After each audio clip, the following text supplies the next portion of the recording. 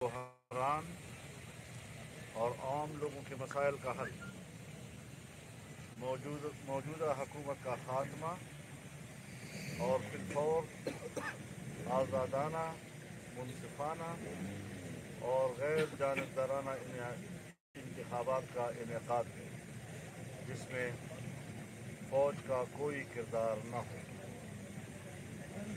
اجلاس سے قرار دیا کہ کسی صورت میں بھی، نہ اس وقت اور نہ آئندہ، سلیکٹڈ وزیر اعظم منظور نہیں ہو سکتا۔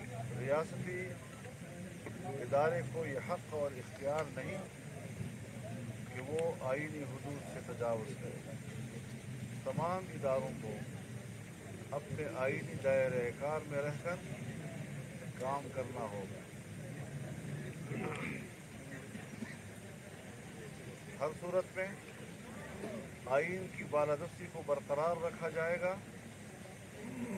سرنو شفاف الیکشن ہمارا حتمی مطالبہ ہے، جس پر کوئی مفاہمت نہیں ہوگی۔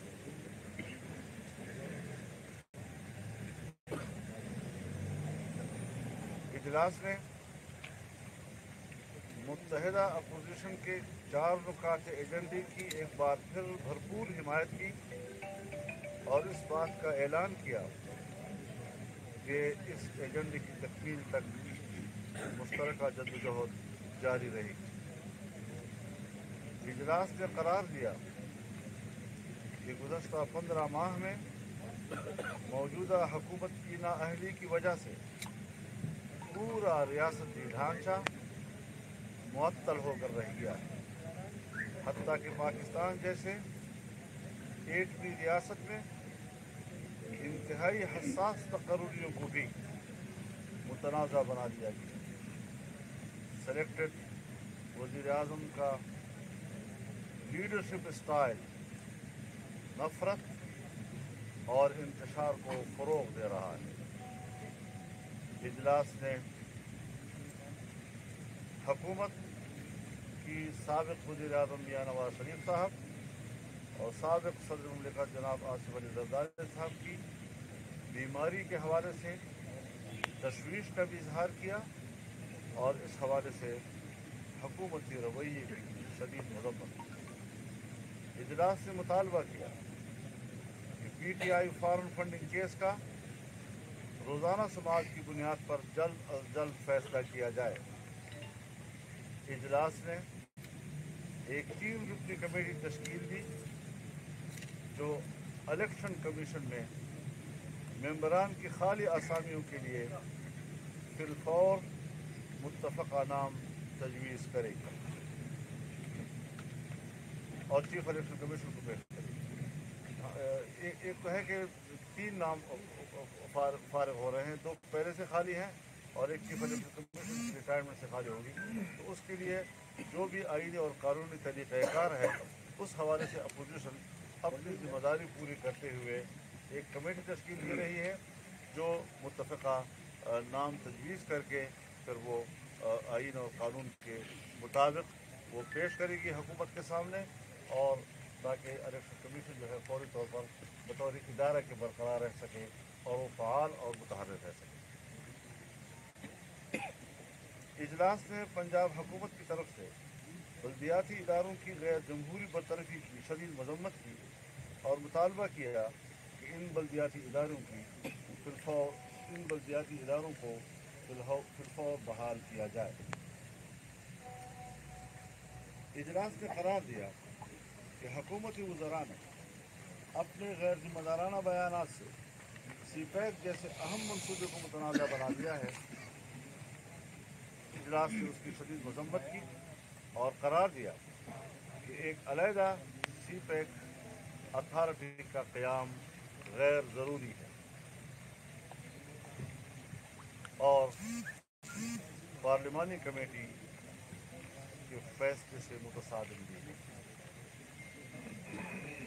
اجلاس نے ناروے میں قرآن پاک کی بے حرمتی کے واقعے کی شدید مذمت کی اور مطالبہ کیا کہ حکومت اس معاملے کو ناروے کی حکومت کے ساتھ मौसर तरीके से उठाए और उम्मत मुस्लिमा की तरफ से एहतजाज नोट कराए और आइंदा की ताकि आइंदा के लिए इस किस्म के वाक़यात का सद्दबाव हो सके।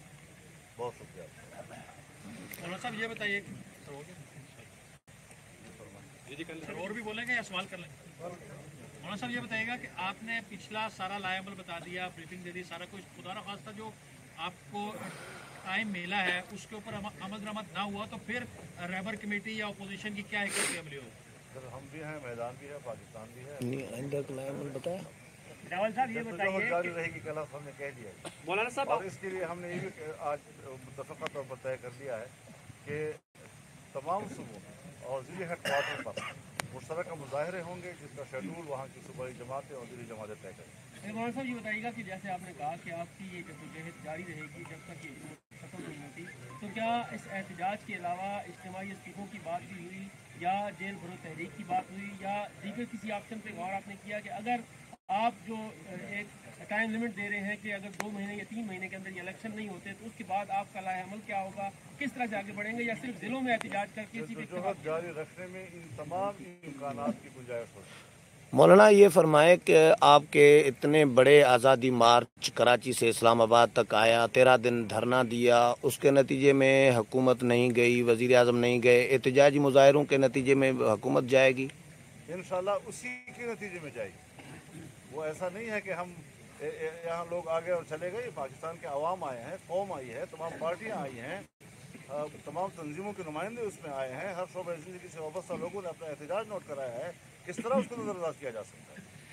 रावल साहब ये बताइए कि जरदारी साहब को आप मिल के भी आए, उनकी सेहत बताएं आवाम को इस वक्त क्या सूरत हाल है, और साथ ये भी बताएं कि आप हुकूमत के इक़दाम से मुतमईन हैं जो उनको तशवीश है या क्या आप ये नवाज शरीफ साहब जैसा कोई लाएअमल होगा उनकी सेहत की बेहतरी के लिए? Thank you for your question.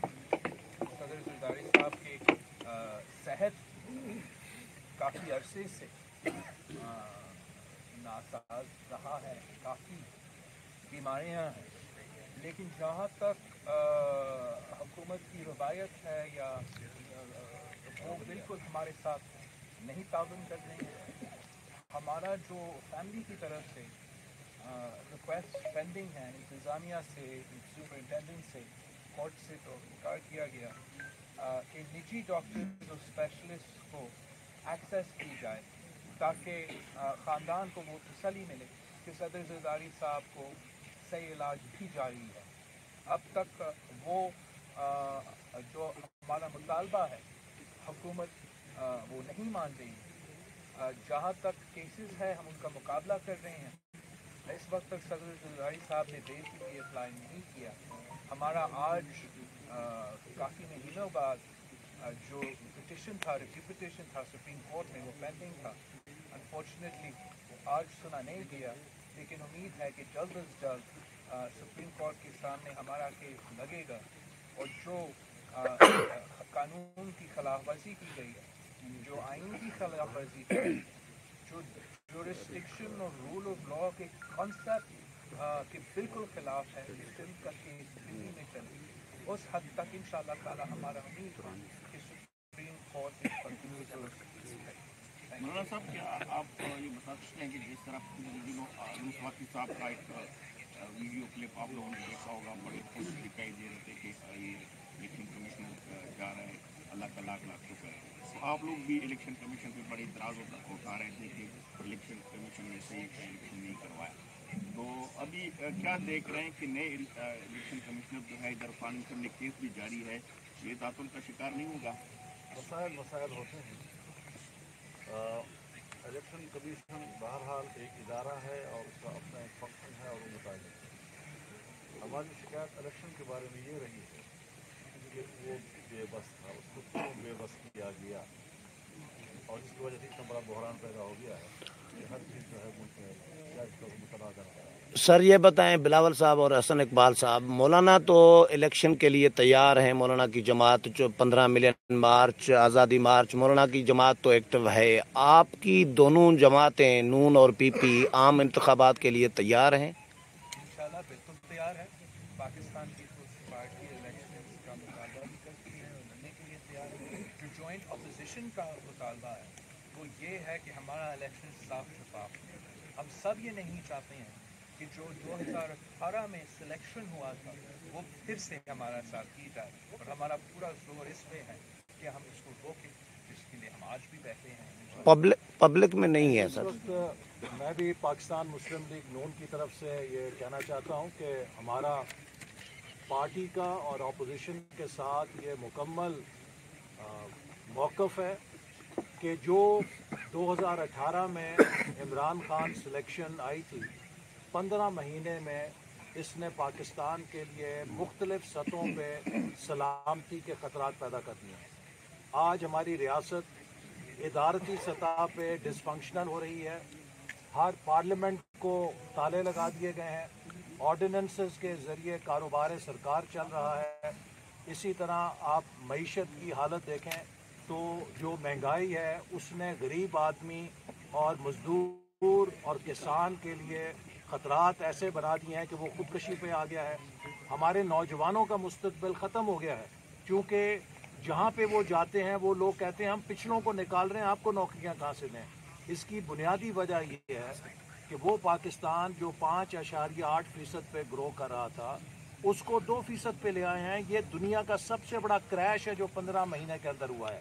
لہٰذا اس حکومت کو رخصت کر کے نئے الیکشن کے ذریعے سلیکٹڈ کی جگہ الیکٹڈ حکومت لانا ملک کی معیشت کے لیے, ملک کی بقا کے لیے, ملک کی سلامتی کے لیے ناگزیر ہو گیا ہے. اور جیسے ابھی مولانا صاحب نے کہا کہ ہم مسلسل کہتے رہے کہ یہ نالائق ہیں, یہ نالائق ہیں, یہ اناڑی ہیں, ان کو حکومت چلانا نہیں آتا.